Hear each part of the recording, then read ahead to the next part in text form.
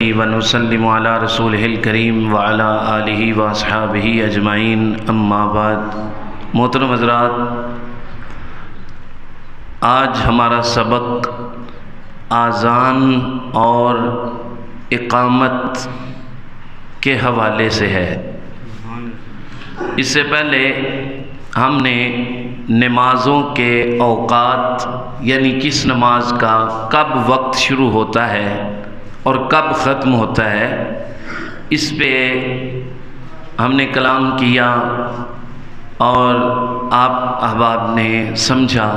اللہ کریم ہمیں یاد رکھنے کی اور عمل کرنے کی توفیق عطا فرمائے۔ محترم حضرات، آذان جو ہے نا وہ نماز کے لیے سنت مؤکدہ ہے۔ اذان کیا ہے؟ نماز کے لیے سنت مؤکدہ، اور یہ واجب کے درجے میں ہے۔ اگر کسی نے جماعت تو کروا دی لیکن آذان نہیں ہوئی تھی تو وہ سارے گناہگار ہوں گے۔ اذان اگر کسی نے بھی نہ دی تو اس کا گناہ سب پہ ہوگا۔ اذان کے کلمات کیا ہیں؟ یہی کلمات ہے جو ہم سنتے ہیں 5 وقت میں، اللہ اکبر اللہ اکبر، اللہ اکبر اللہ اکبر، یہ تکبیریں ہیں۔ اس کے بعد شہادتین ہیں 2 بار، پھر اس کے بعد حی علی الصلاۃ ہے 2 بار، حی علی الفلاح ہے 2 بار، پھر اللہ اکبر کہنا ہے، لا الہ الا اللہ ہے۔ فجر کی نماز میں الصلاۃ خیر من النوم الفاظ کا اضافہ کرنا ہے۔ اذان کے بارے میں یہ بھی ذہن میں رکھیں کہ جب نماز کا وقت شروع ہوگا اس وقت نماز کے لیے اذان پڑھی جائے گی۔ وقت شروع ہونے سے پہلے اگر اذان دے دی تو وقت شروع ہونے پر دوبارہ لوٹانی ہوگی۔ وقت سے پہلے اذان اگر پڑھ دی گئی تو وہ اذان نماز کے لیے نہیں ہے۔ نماز کے لیے جب وقت شروع ہوگا پھر اذان دوبارہ پڑھی جائے گی۔ مثال کے وقت میں عصر کے لیے، عصر کی نماز کے لیے اگر اذان کہنی ہے تو اگر وہ آپ نے ظہر کے ٹائم میں پڑھ دی، ابھی عصر کا وقت شروع نہیں ہوا تو اذان کہہ دی تو وہ اذان دوبارہ پڑھنی پڑے گی۔ اذان کے بارے میں یہ بھی ذہن میں رکھیں کہ اذان کا جواب دینا کس طرح جواب دینا؟ جس طرح مؤذن کلمات کہے اس کے پیچھے پیچھے ان کلمات کو دہراتے جانا۔ حی علی الصلاۃ پہ آ کے لا حول ولا قوت پڑھنا، حی علی الفلاح پہ بھی لا حول ولا قوت الا باللہ العلی العظیم پڑھنا۔ بہتر ہے کہ دونوں ہی پڑھ لیے جائیں۔ مثلا حی علی الصلاۃ لا حول ولا قوت الا باللہ، جواب کی بات کر رہا ہوں، اذان کا جواب دینا، اور اس کے بعد الصلاۃ خیر من النوم جب پڑھا جائے تو اس کا کیا جواب ہے؟ صدقت و بررت، یہ الفاظ اس کا جواب ہے۔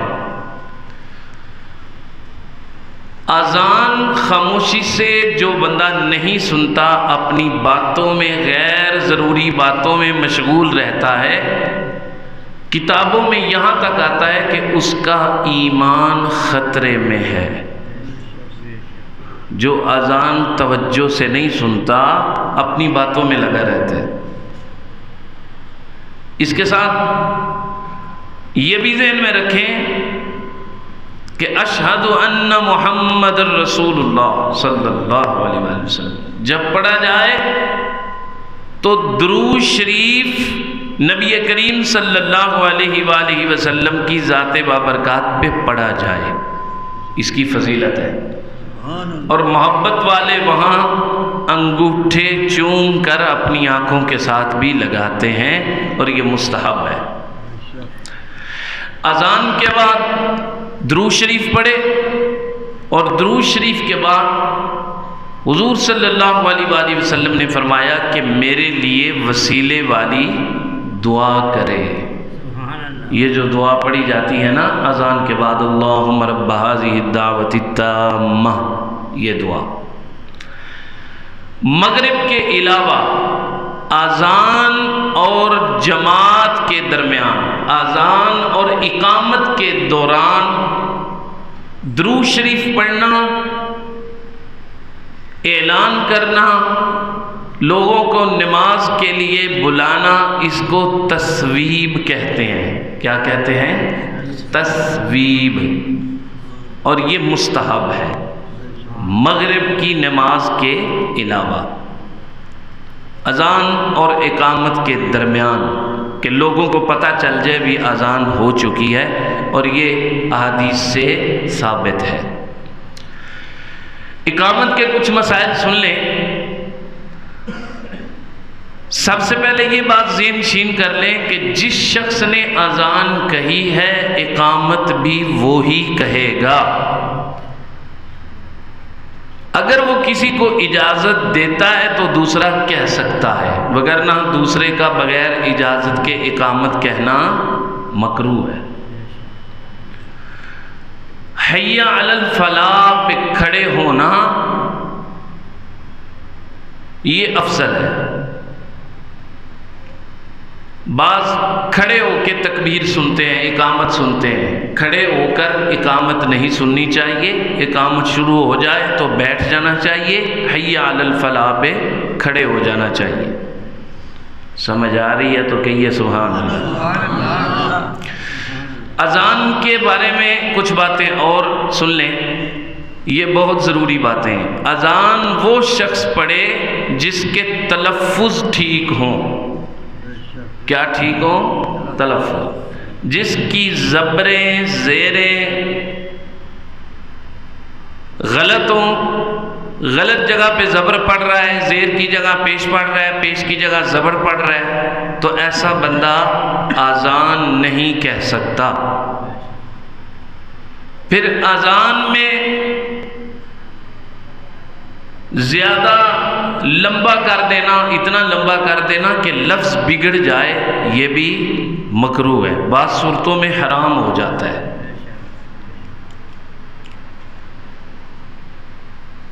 اس کے ساتھ ساتھ یہ بھی بات ذہن میں رکھیں کہ اذان کہا جاتا ہے کہ صرف نماز کے لیے ہے، نہیں، نماز کے لیے اذان سنت مؤکدہ ہے۔ اس کے علاوہ مواقع پہ بھی اذان پڑھی جاتی ہے۔ مثال کے طور پہ بچے کے کان میں اذان کہی جاتی ہے، یہ بھی سنت سے ثابت ہے۔ پریشانی کے وقت میں اذان کہنا یہ بھی ثابت ہے۔ کتابوں میں یہاں تک آیا ہے کہ جنگل میں جا رہا ہے بندہ، راستہ بھول جائے تو کسی جگہ پہ کھڑا ہو کے بلند آواز میں اذان کہے۔ طاعون اور بیماری کے وقت بھی اذان کہی جاتی ہے، جس طرح کہ پچھلے دنوں میں کرونا کے دور میں اذانیں کہی گئیں، جائز ہے۔ اسی طرح اذان بر قبر، میت کو دفن کرنے کے بعد قبر پہ بھی اذان کہی جاتی ہے، اور یہ بھی مستحب عمل ہے۔ اسی طرح مرگی کے مریض کے کان میں اذان کہی جاتی ہے۔ جنات کی سرکشی پر بھی اذان کہی جاتی ہے۔ جن اگر تنگ کر رہا ہو، جنات اگر تنگ کر رہے ہوں تو اس موقع پہ بھی اذان بولو کہی جاتی ہے، اور یہ بھی معمولات میں سے ثابت ہے۔ تو اذان کہنے میں حرج نہیں ہے، اذان سے محبت کریں۔ اذان کے کلمات یہ کوئی یہاں وہاں سے نہیں بنے، بلکہ یہ کلمات اللہ کی طرف سے سکھائے گئے ہیں۔ اس لیے اذان کسی اور زبان میں نہیں کہی جا سکتی، اذان کے وہی کلمات ہیں آج تک۔ اللہ کرے ہمیں عمل بھی نصیب ہو جائے۔ علامہ نے ڈاکٹر اقبال نے کیا خوب کہا، رہ گئی رسم اذان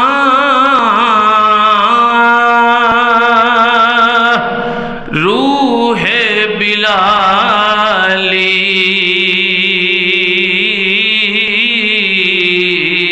نہ رہی،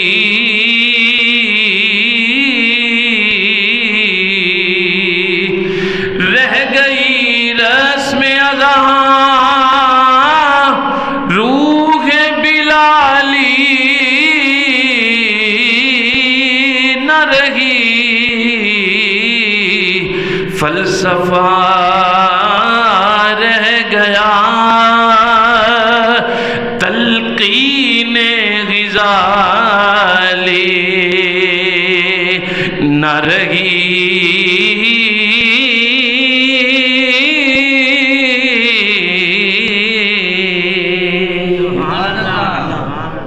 حضرات، اذان توجہ سے سننی چاہیے، خاموشی سے، اور اس کا جواب بھی دینا چاہیے۔ 6 لاکھ نیکیاں نصیب ہو جاتی ہیں، اتنی نیکیاں، خزانہ ہے خزانہ۔ اقامت بھی خاموشی سے سننی چاہیے، ادب سے۔ میں نے پہلے بتایا کہ جو اذان خاموشی سے توجہ سے نہیں سنتا اس کا ایمان بولو خطرے میں ہوتا ہے۔ اللہ کریم کی بارگاہ میں عرض ہے کہ اللہ رب العالمین ہم سب کو عمل کی توفیق عطا فرمائے۔ یہ جو ہمارے سبق چل رہے ہیں ان کو غور سے سنا کریں اور آگے بھی پہنچایا کریں۔ اللہ عمل کی توفیق عطا فرمائے۔ انشاءاللہ اگلا جو ہمارا سبق ہے وہ نماز کی رکعتوں اور نیت کے بارے میں ہوگا۔ اللہ عمل کی توفیق